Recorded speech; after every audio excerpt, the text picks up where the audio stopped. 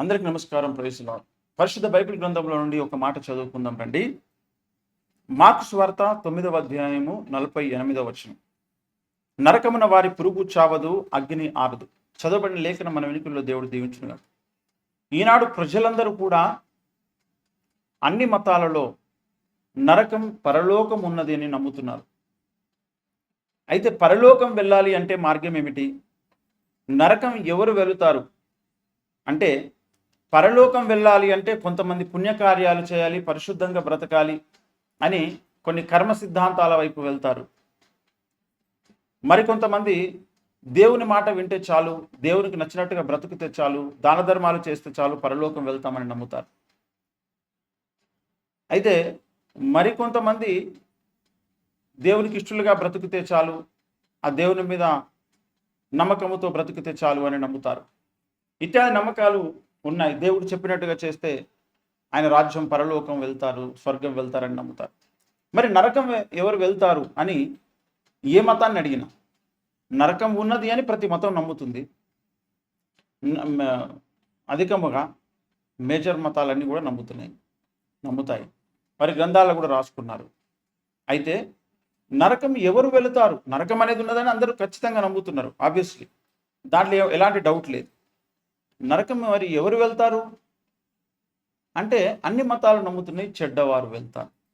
దేవునికి అయిష్టమైన పనులు చేసినటువంటి వారు, పాప క్రియలు చేసినటువంటి వారు, అన్యాయం చేసినటువంటి వారు, అక్రమం చేసినటువంటి వారు, అబద్ధాలు ఆడేటువంటి వారు, ఆ సృష్టికర్తకు నచ్చకుండా బ్రతికేటువంటి వారు నరకం వెళ్తారని అన్ని మతాలు కూడా దీన్ని చెబుతూ ఉన్నాయి. నరకం అనేది ఉన్నది అనేది ఒక వాస్తవం. నరకం వెళ్ళేటువంటి వారు చెడ్డవాళ్ళు, దేవునికి ఇష్టం లేనటువంటి వారు, ఇష్టంగా బ్రతకనటువంటి వారు నరకం వెళ్తారు. చెడ్డ క్రియలు చేసినటువంటి వారు నరకం వెళ్తారని అన్ని మతాలు చెబుతూ ఉన్నాయి. ముఖ్యంగా క్రిస్టియన్ మతం చెబుతుంది, ముస్లిం మతం చెబుతుంది, హిందూ మతం కూడా చెబుతుంది ముఖ్యంగా. అయితే నరకం అనేది ఉన్నది అని అన్ని మతాలు ఒప్పుకుంటున్నాయి.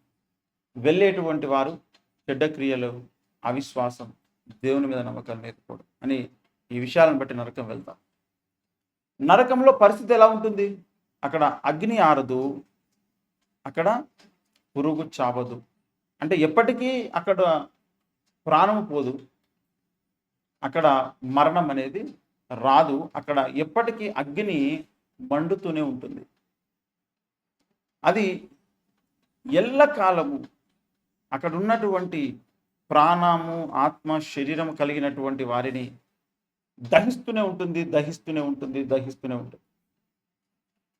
అక్కడ ఇక మళ్ళీ చావు అనేది రాదిక, చావు అనేది రానే రాదు. అక్కడ ఆ అగ్ని కాల్చినప్పుడు అక్కడ ఉన్నటువంటి శరీరము భస్మమైపోదు, బూడిదైపోదు. అక్కడ కాల్చబడేటువంటి ప్రాణము, ఆత్మ అక్కడి నుంచి ఎక్కడికి పారిపోవడానికి వీల్లేదు. భూమి మీద ఎవరైనా చనిపోతే చనిపోయాడు, ఇక్కడ శరీరంను వదిలిపెట్టి, భౌతిక కాయాన్ని వదిలిపెట్టి ప్రాణం, ఆత్మ ఇంకొక స్థలానికి వెళ్తుంది. కానీ నరకములో ఉన్నటువంటి ప్రాణము, ఆత్మ ఎక్కడికి వెళ్తుంది? ఎక్కడికి వెళ్ళదు, అక్కడే ఉంటుంది. యుగయుగాలు అక్కడే ఉంటుంది.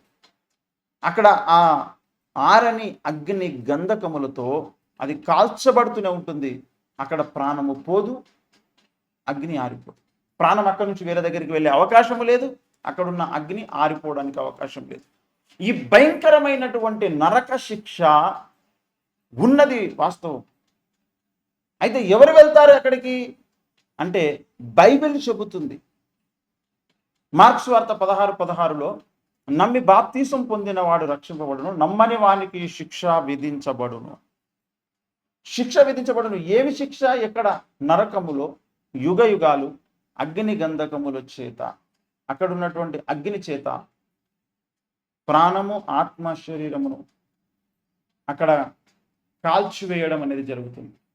అయితే అది ఎప్పటికీ కాల్చబడదు, అది ఎప్పటికీ కూడా బూడిద కాదు. బూడిద కాకుండా ఎప్పటికీ అదే విధంగా ఉంటుంది, కానీ కాల్చబడుతూనే ఉంటుంది. ఆ ఘోరమైనటువంటి నరక శిక్ష తప్పించుకోవాలి అని సృష్టికర్త అయినటువంటి దేవుడు కోరుకుంటున్నాడు. అందరిని ప్రేమించి, అందరి కొరకు ఆయన ఈ లోకములో జన్మించి, సిలువలో మరణించి, అందరి పాపాల నిమిత్తం చనిపోయి తిరిగి లేచాడు, ఆరోహణమయ్యాడు, త్వరలో రాబోతున్నాడు. ఆయన పేరు నజరేయుడైన యేసు. ఆయన పేరు మరియ కుమారుడైన యేసు. పరిశుద్ధుడిగా జన్మించినటువంటి యేసుక్రీస్తు ప్రభువు ఆయన పేరు. ఆయన యందు విశ్వాసం ఉంచిన వాడు మాత్రమే ఈ అగ్నిగుండం నుంచి తప్పించుకోగలుగుతాడు. ఇది అసలు సిసలైనటువంటి వాస్తవము, సత్యము. అన్ని మతాలు నరకం ఉంది అని చెప్పాయి, స్వర్గం ఉన్నాయని చెప్పాయి. స్వర్గం ఎలా వెళ్ళాలి అంటే ఒక్కొక్కరు ఒక్కొక్క తీరు చెప్పారు. నరకం ఎవరు వెళ్తారంటే చెడ్డ పనులు చేసిన వాళ్ళు, దేవునికి ఇష్టలుగా బ్రతికినటువంటి వారు. బైబిల్ చెప్తుంది చాలా స్పష్టంగా, ఎవరైతే సృష్టికర్త అయినటువంటి దేవుని మీద విశ్వసించరో, నమ్మకము పెట్టరో, ఆయనకి ఇష్టలుగా జీవించరో, ఆయనకు విధేయత చూపెట్టరో వారు వెళుతారు నరకం. ఆ నరకాగ్నిలో యుగ యుగాలు శిక్షను అనుభవిస్తారు. మరి దీని నుంచి తప్పించబడే మార్గం ఏమైనా ఉందా అంటే ఉంది. అది భూమి మీద ప్రాణం ఉండగానే బ్రతుకున్నప్పుడే ఉంది. అదే సృష్టికర్త అయినటువంటి దేవుని యందు నమ్మకము పెట్టి, దేవుణ్ణి నమ్మకుండా ఉన్నటువంటి జనాంగం ఎవరైతే ఉన్నారో, ఇన్ని రోజులు తల్లి గర్భం నుంచి పుట్టినటువంటి మనుషులు ఎవరైతే ఉన్నారో, వారు జన్మ కర్మ పాపాలు కలిగి ఉన్నారు. ఆ కారణం చేత ఆయనను చూడలేకపోయారు. అందుకే ఇప్పుడు విశ్వాసం చేతనే దేవుని కనుగొనాలి, విశ్వాసం చేతనే దేవుని నమ్మాలి. అలా నమ్మి ఆయనకు ఎవరైతే విధేయత చూపెడతారో వారు ఈ అగ్ని గుండం నుంచి తప్పించుకుంటారు. వారు దేవుడుండే రాజ్యము, పరలోక రాజ్యం వెళ్ళగలుగుతారు. ఇది ఒక్కటి మాత్రమే ఖచ్చితమైన పరిష్కారము. ఇది విశ్వాసంతో చేసేటువంటి పని.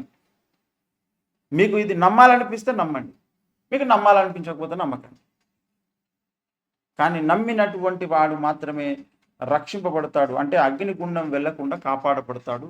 ఇది యేసుక్రీస్తు ప్రభువుల వారు చేసేటువంటి కార్యం. అసలు ఈ కార్యము నిమిత్తమే యేసు ఈ లోకానికి వచ్చాడు. నరకాగ్నికి వెళ్ళిపోతున్న ఈ మానవ లోకాన్ని అడ్డుకోవాలి, కాపాడాలి అని ఆయన సొంత రక్తాన్ని కార్చి మనుషుల యొక్క జన్మకరము పాపం నుంచి విడిపించడానికి రక్తం చిందించాడు. ఎవరైతే ఆ రక్తం మీద విశ్వాసం పెడతారో, నమ్మకం పెడతారో వారికి ఈ అగ్ని గుండము నుంచి తప్పించుకునే అవకాశం కలుగుతుంది. అలా మీరు ఎవరైనా తప్పించబడితే మీరు ధన్యులు. ఇంకెవరైనా మీరు తప్పించబడకపోయినట్లయితే ఇప్పుడే యేసునందు విశ్వాసం ఉంచండి, విశ్వాసం ఉంచండి. మతం మారడం కాదు, మతం మారితే ఎలాంటి ప్రయోజనం లేదు. పైన వస్త్రాలు మార్చుకుంటే ప్రయోజనం లేదు, రూపురేఖలు మార్చుకుంటే ప్రయోజనం లేదు. మనస్సు మారాలి. మనస్సులో దేవుడు ఉన్నాడనే నమ్మకం, నువ్వు జన్మకర్మ పాపి అనేటువంటి స్పష్టత నీకు తెలియాలి.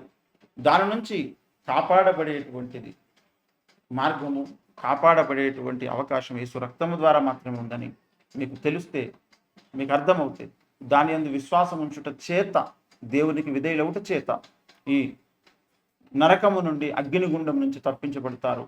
దేవుని రాజ్యం, పరలోక రాజ్యం వెళ్ళగలుగుతారు. కనుక అందరూ పరలోకం రావాలని కోరుకుంటూ మీకు ఈ స్వార్థను ప్రకటించడం జరుగుతుంది. ఈ విషయంలో మీరు ఆలోచించండి, సత్యం ఏదో కనుగొనండి, ఈ విషయంలో పరిశోధించండి, తర్కించండి, వాదించండి. మీకు మీరే ఏది వాస్తవము, ఏది సత్యము అనేటువంటి విషయాలను ఒకసారి తెలుసుకోండి, అడగండి. మీకు తెలిసినటువంటి వారు కొన్ని గ్రంథాలు చదవండి.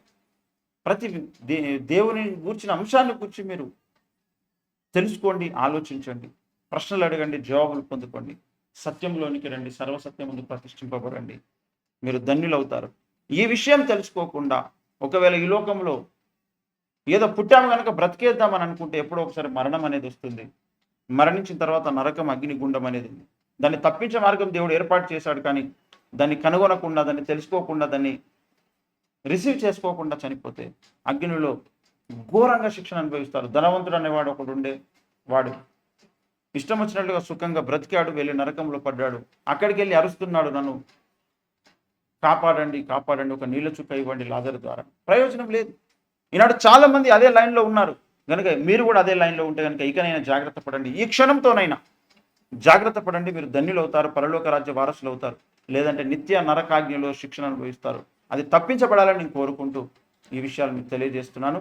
కనుక మీకు ఆ విశ్వాసం రావాలని, ఒకవేళ మీరు ఆ విశ్వాసంలో ఉన్నట్లయితే దేవునికి విధేయత చూపెడుతూ మీరు నమ్మి బాప్తిసం పొంది దేవుని రాజ్య వారసులు కావాలని కోరుకుంటూ సెలవు తీసుకుంటున్నాను. ప్రార్థిస్తాను మీ అందరి కొరకు. కృపగల తండ్రి, దయగలిగిన దేవ వందనాలు.